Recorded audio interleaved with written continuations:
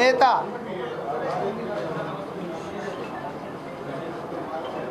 రాహుల్ గాంధీ గారి యొక్క 54వ పుట్టినరోజు సందర్భంగా కాంగ్రెస్ భవన్లో ఏర్పాటు చేసినటువంటి రాహుల్ గాంధీ గారి యొక్క పుట్టినరోజు వేడుకలకు పెద్దలు రాష్ట్ర ప్రభుత్వ సలహాదారు షబ్బీర్ అలీ గారు ముఖ్య అతిథిగా రావడం జరిగింది. వారితో పాటు రాష్ట్ర ఉర్దూ అకాడమీ చైర్మన్ పెద్దలు తయార్ బిన్ హమ్దాన్ గారు, అదేవిధంగా సిటీ కాంగ్రెస్ అధ్యక్షులు సోదరుడు కేశవేణి గారు, అదేవిధంగా అన్ని విభాగాల అధ్యక్షులు, ఇక్కడికి వచ్చినటువంటి మా సోదరిమణులు మహిళా కాంగ్రెస్ అధ్యక్షులతో పాటు మహిళా కాంగ్రెస్ సోదరిమణులందరికీ, కాంగ్రెస్ కార్యకర్తలకు, మరి ముఖ్యంగా పత్రికా సోదరులకు స్వాగతం సుస్వాగతం. పెద్దలు రాహుల్ గాంధీ గారి యొక్క పుట్టినరోజు పురస్కరించుకొని ఇప్పుడు పత్రికా సమావేశంలో పెద్దలు షబ్బీర్ అలీ గారు మాట్లాడతారు.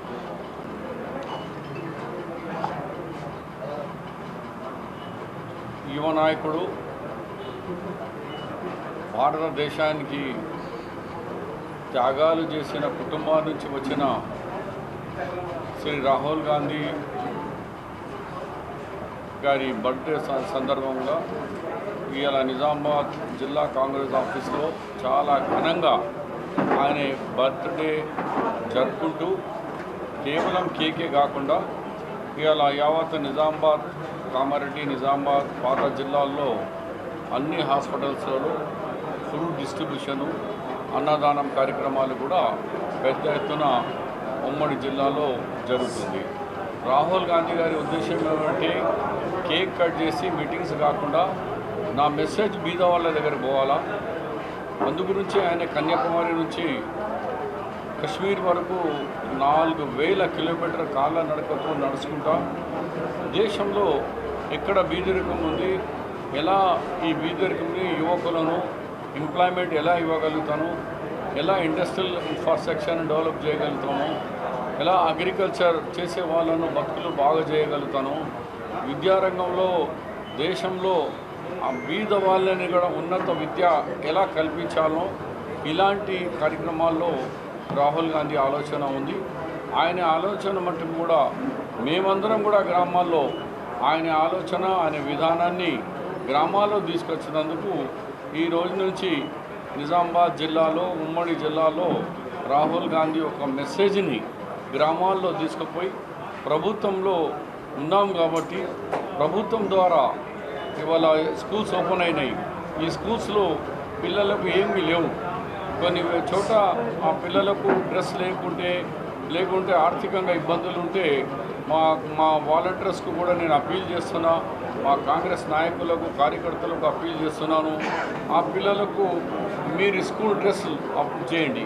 మీ వల్ల కాకుంటే మళ్ళీ మన జిల్లా కాంగ్రెస్ ఆఫీస్కి తెస్తే ఎవరో ఒక దాతాన్ని తీసుకొని మేము ఆ పిల్లల స్కూల్ డ్రెస్ కానీ, పుస్తకాలు కానీ, వాళ్ళకు షూస్ కానీ అలాంటి, అంటే ఆ పిల్లగానికి ఫీల్ కావద్దు నా తండ్రి బీదవాడు ఉన్నాడు, నేను స్కూల్కి వెళ్తే నా డ్రెస్ సరిగా లేదు, ఆ ఫీలింగ్ రాకూడదు, అందరు సమానమని ఆ మెసేజ్ రాహుల్ గాంధీ ఉంది. కాబట్టి ఇవాళ మేము మా కాంగ్రెస్ కార్యకర్తల తరఫు నుంచి మా మీడియా సోదరుల ద్వారా అప్పీల్ చేస్తున్నా, మీరు విద్యారంగంలో ఎవరికైనా ఫీజు విషయంలో కానీ, బట్టల విషయంలో కానీ, పుస్తకాల విషయంలో కానీ కాంగ్రెస్ ఆఫీస్కి వచ్చి మీరు ఇంటిమేషన్ చేస్తే తప్పనిసరిగా మా కాంగ్రెస్ నాయకులు వాళ్ళకు సాయం చేస్తారు.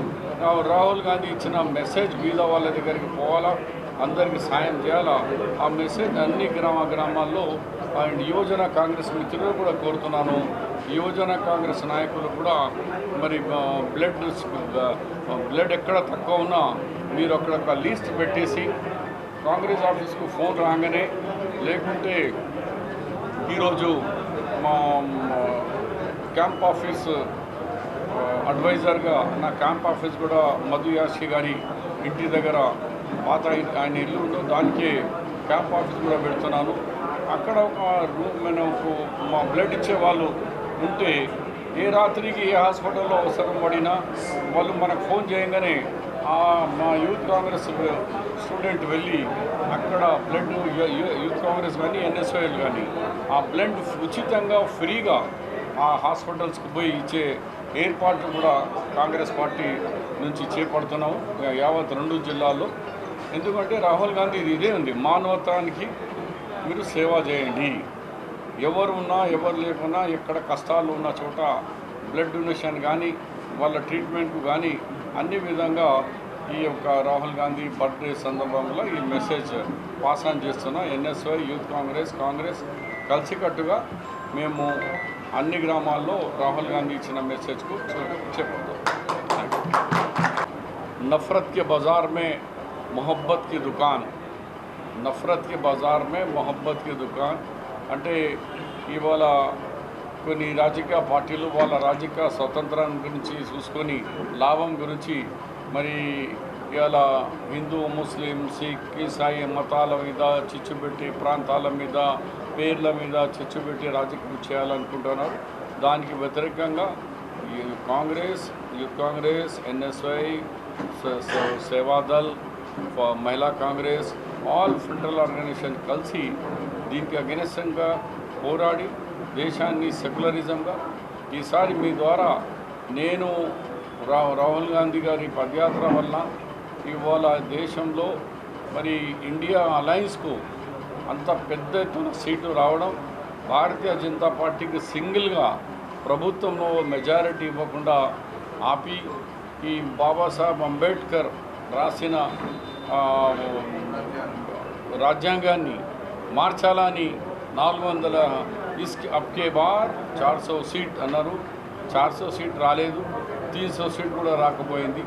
దాని గురించి ఇక్కడ భారతదేశ సెక్యులర్ పబ్లిక్ వాళ్ళకి ఎట్లా బుద్ధి చెప్పారో దాంతో సహా అయోధ్య పార్లమెంట్ అంటే ఇక్కడ దేవుడు రాములు మన రామాయణం ఉంది అక్కడ దేవాలయం, ఆ కాన్స్టిట్యున్సీలో కూడా అక్కడ ఇండియా కుటుంబి గెలవడం జరిగింది. అంటే వీళ్ళ ప్రచారానికి అక్కడ ప్రజలు కూడా విరుద్ధంగా అయినారు, జై శ్రీరామ్ అని చెప్పి.